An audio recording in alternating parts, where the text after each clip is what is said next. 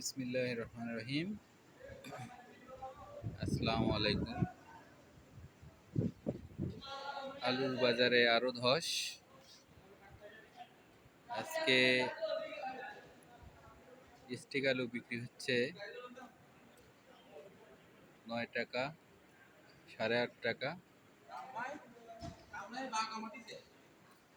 আলু আলুর কপালে খুব খারাপ কিছু আছে।